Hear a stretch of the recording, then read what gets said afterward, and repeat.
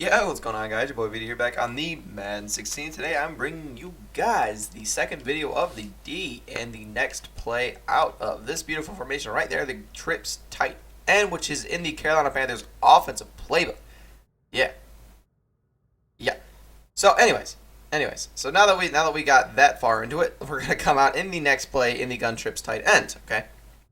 I also want to let you guys know I broke down a bunch of other formations in the Carolina Panthers offensive playbook. So check out the channel, go to playlists, and the playlists are named after the formations that I broke down. Having said that, let's jump right into this, and this is going to be the PA counter go.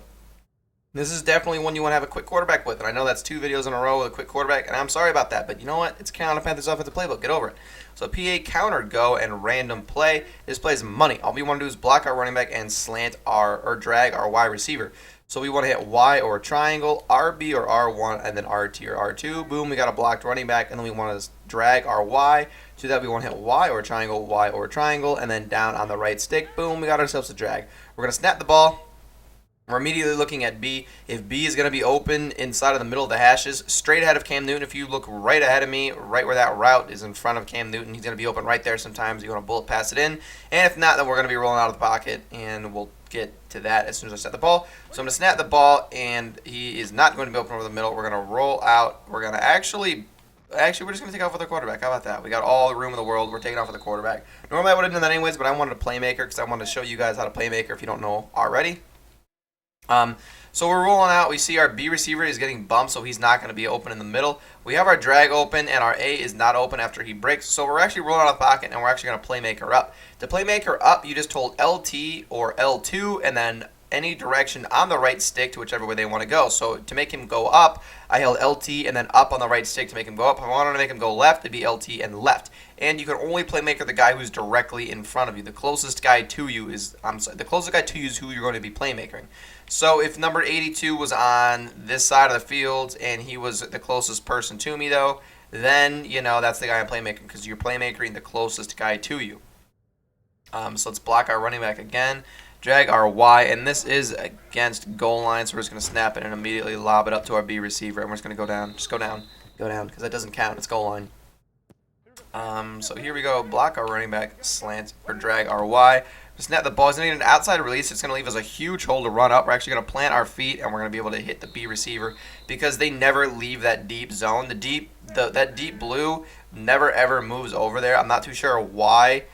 And it's not only like it's just practice mode. No, you probably could have taken off with your quarterback right here or even just shovel past at number 82 right in front of you. But I decided to just plant my feet and hit my B receiver. I don't know why the safety will never go past right there. After he'll pass up the numbers, he just won't go play the corner. And that's exactly where we hit them. It's always been like that. Every year they do that, and I don't know why.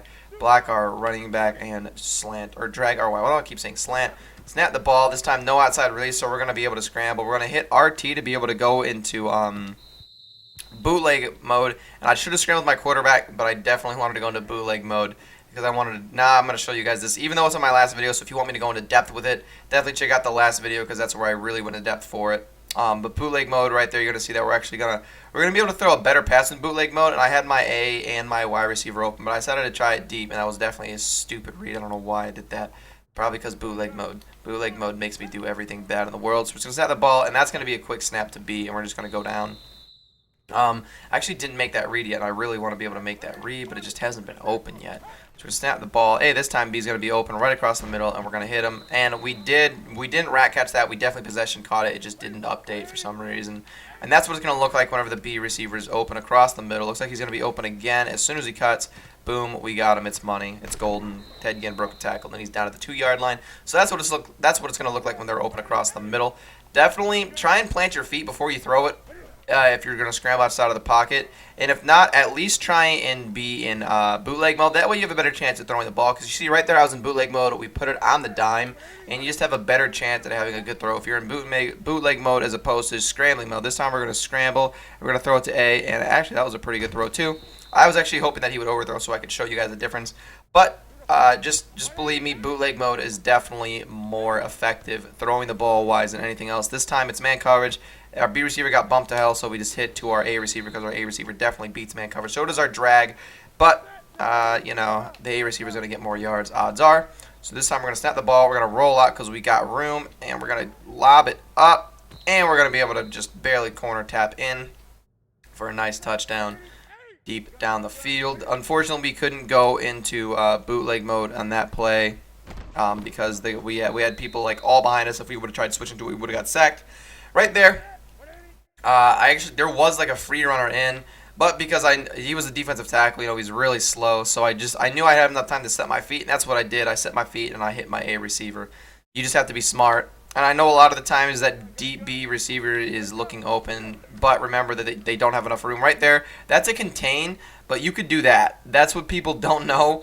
If you cut up, and then as long as you don't go past the line of scrimmage, you're still good to throw it. So that's what I usually do. Most of the time, if I have a huge hole like that, I'm going to take off with my quarterback anyways. You know, I'm going to run up, and then I'm probably just going to run towards the middle. If you could just run straight up from here, you know, just run up, probably juke to the outside because I doubt anyone's going to be able to block these two up here. But whenever you have a huge hole like that, I should probably actually go back into replay. You have a huge hole like that, you could actually just, instead of running to the outside, because if I try running to the outside of this guy, he's going to block shed and sack me. So if I run up, then you see he's going to block shed to the outside. You see that? He block sheds to the out instead of up, and because of that, I'm going to have a much more time in the pocket, and he's going to go right back into being blocked. And then we got all the time in the world to either run or wait and make our read, and that's exactly what we do.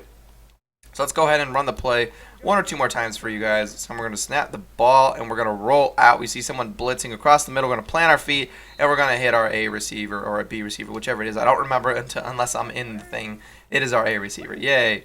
We're going to block our running back, drag our Y, and I freaking love this play. This time we got an outside blitz. So we decided to sit in the pocket, hit our A receiver. If you have enough time in the pocket, you can hit your B receiver. But I decided to hit my A receiver just to get the ball off quicker.